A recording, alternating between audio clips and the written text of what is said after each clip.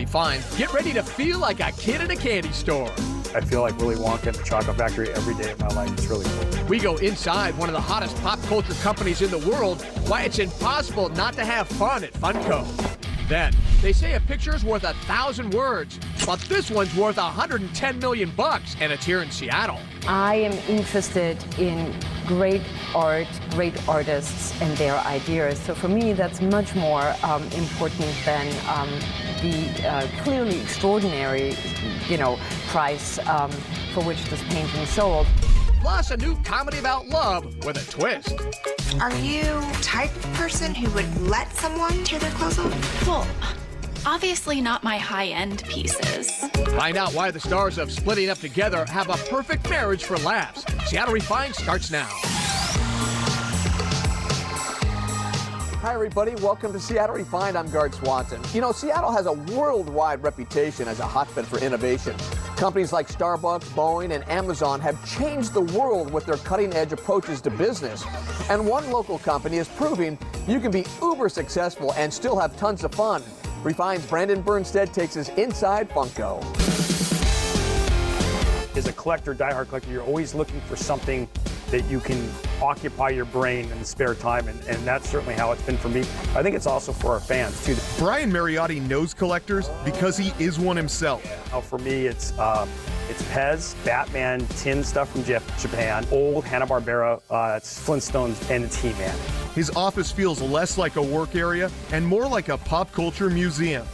Fitting, since Brian runs one of the hottest collectible companies on the planet, Funko. I feel like Willy Wonka in the Chocolate Factory every day of my life. It's really cool.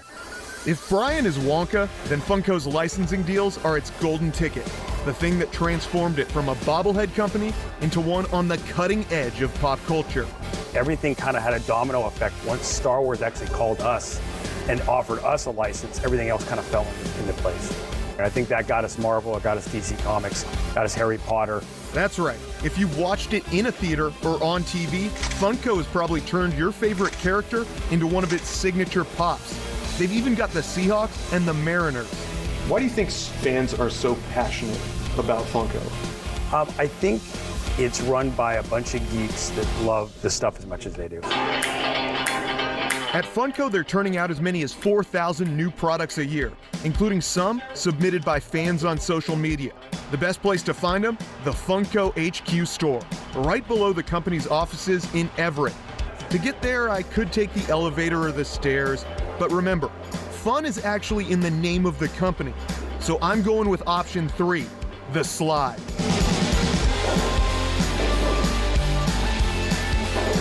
People come from around the country, the world, to check this place out. There's always a line on Saturdays and Sundays.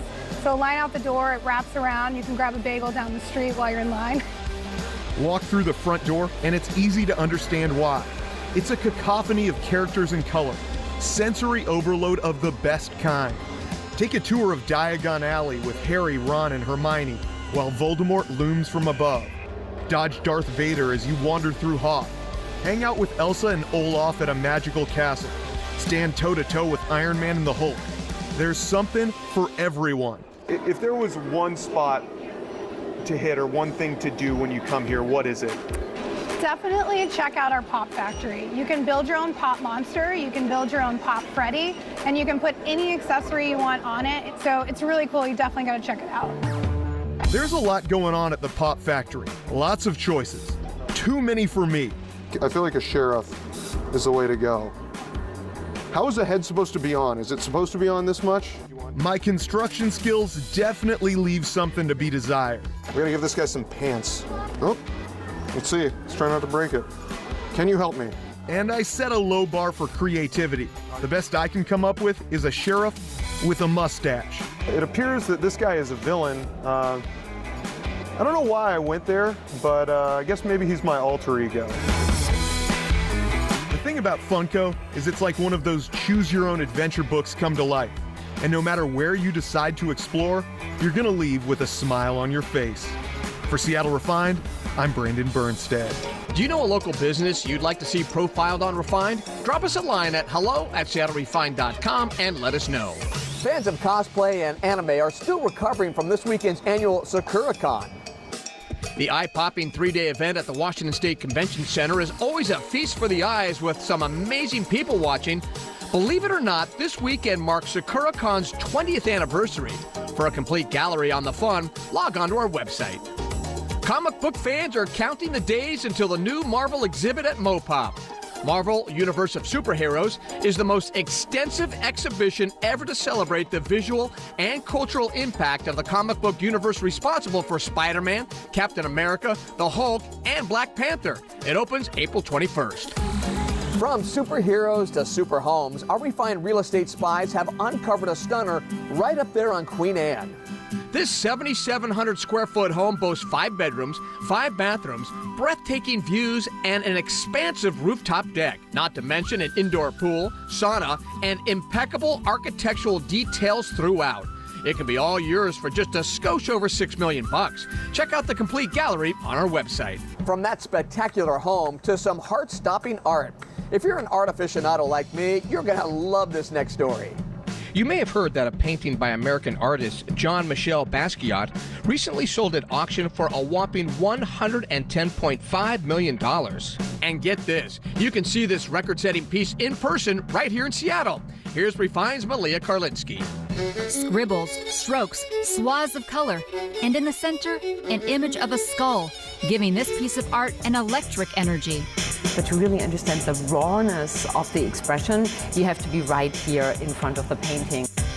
This larger-than-life work by artist JeanMichel Basquiat literally commands your attention. Katerina Manchanda is a curator at Seattle Art Museum, where the work is on display as a one-painting exhibition.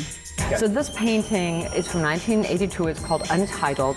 It shows this really animated head of a figure. And if you look closely, you can see that there are all these different layers on this face, if you will. The mouth is kind of wide open, talking, screaming, singing, maybe just breathing. Tell me about the colors that you see here. The colors are almost the primary color palette of red, yellow, and blue. But then, yes, of course, mixing it, and you can see there's a lot of underpainting, so there are many other hues underneath. There's so much going on here. You sense the artist was playing with the process. I am interested in great art, great artists, and their ideas. So for me, that's much more important than the clearly extraordinary, price for which this painting sold. Extraordinary is an understatement. Japanese billionaire Yusaku Maezawa purchased the painting at auction last year for $110.5 million, making it the priciest piece ever sold by an American artist. The art's on tour now, thanks to Maezawa. If you would have bought a Basquiat right there in the early 1980s, you would have been able to purchase a work for, who knows, a few $1,000s. That's a good investment.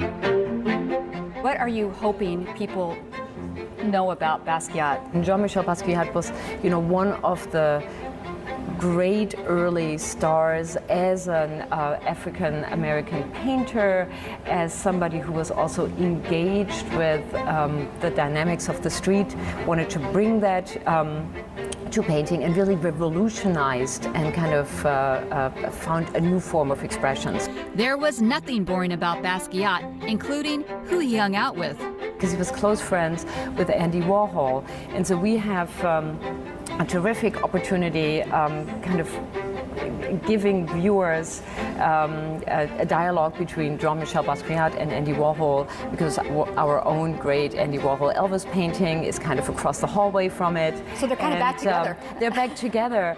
The enigmatic artist died at age 27 of a drug overdose, but his work continues to captivate.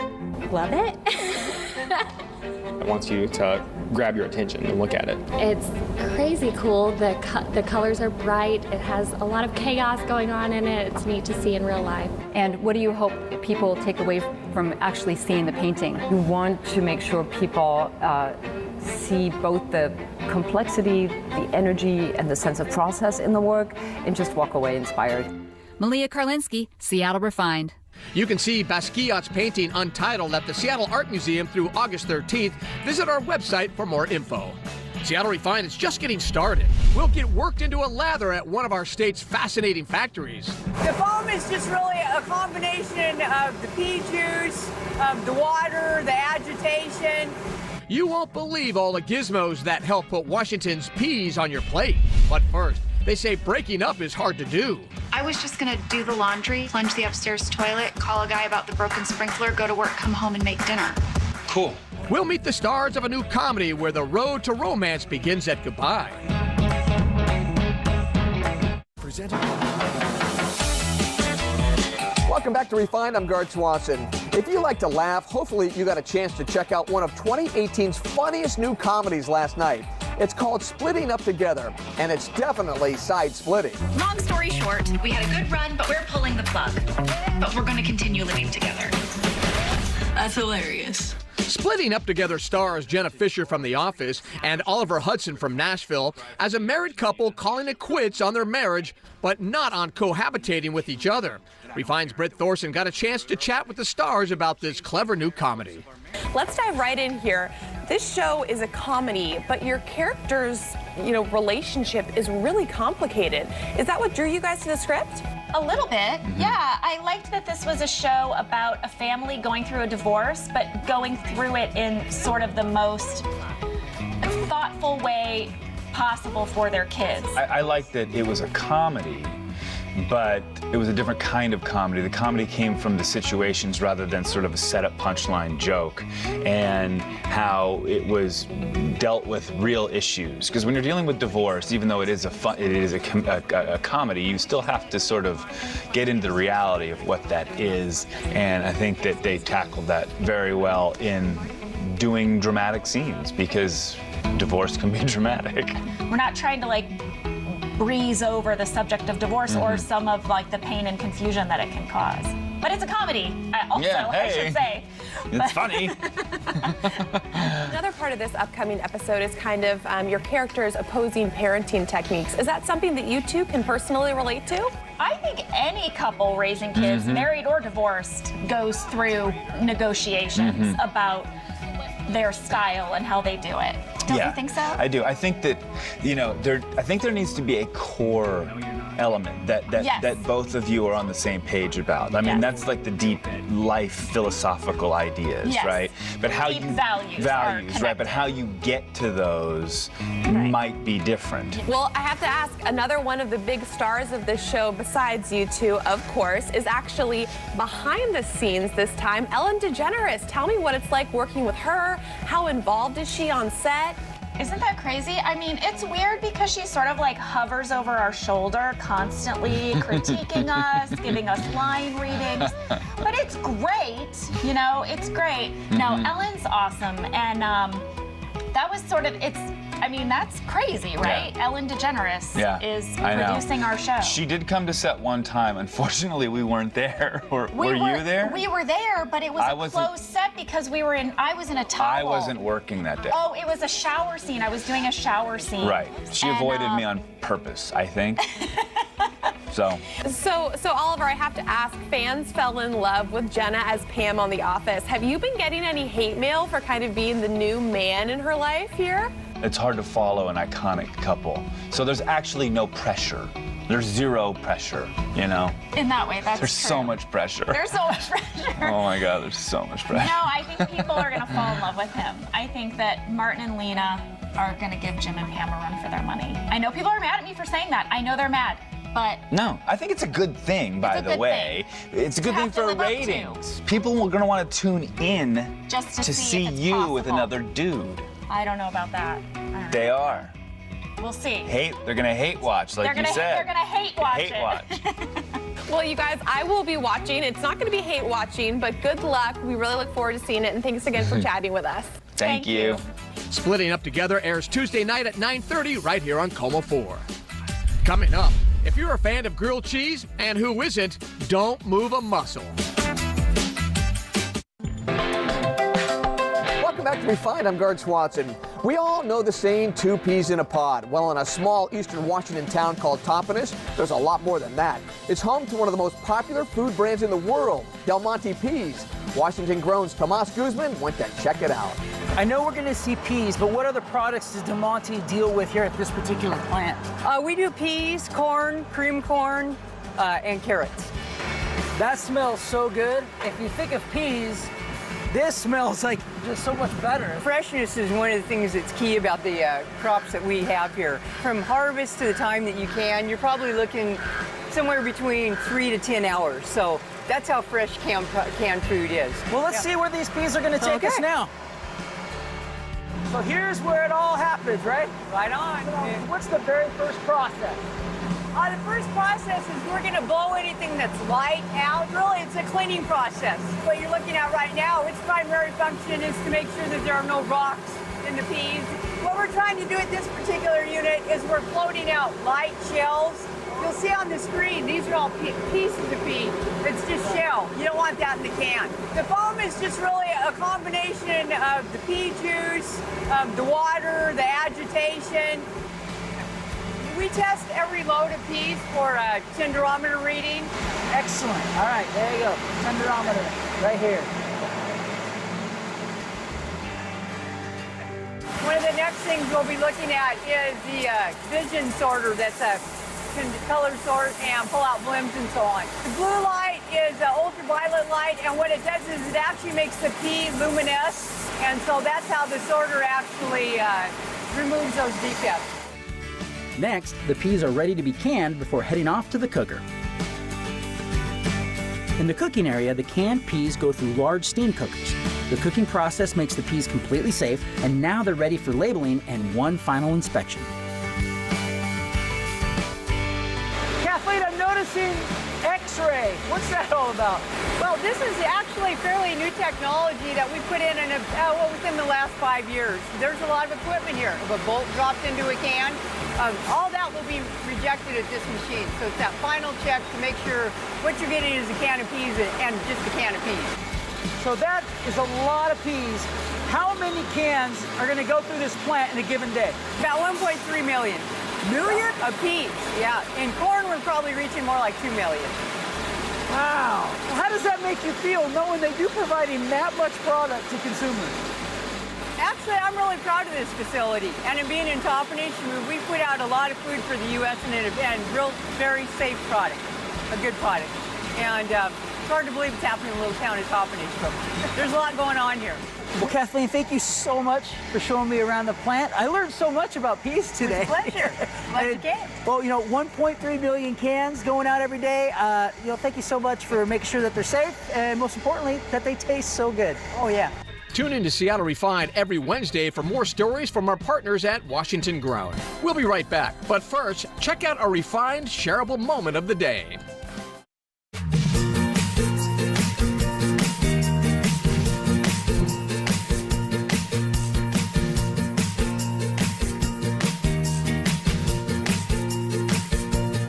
We are a bar and also a cafe and also an ice cream shop. We're mainly a cereal bar, and in fact we're the biggest cereal bar in the entire West Coast. So we offer 20 different cereals and 20 different toppings that you can blend with. So there's over 400 combinations that you can do.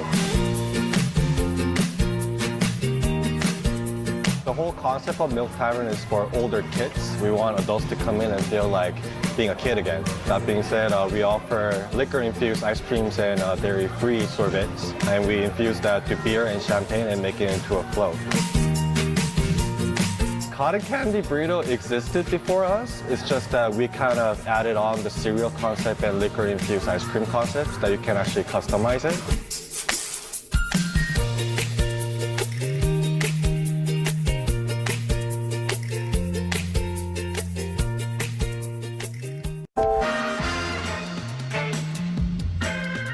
Welcome back to Refined. One more thing before we go.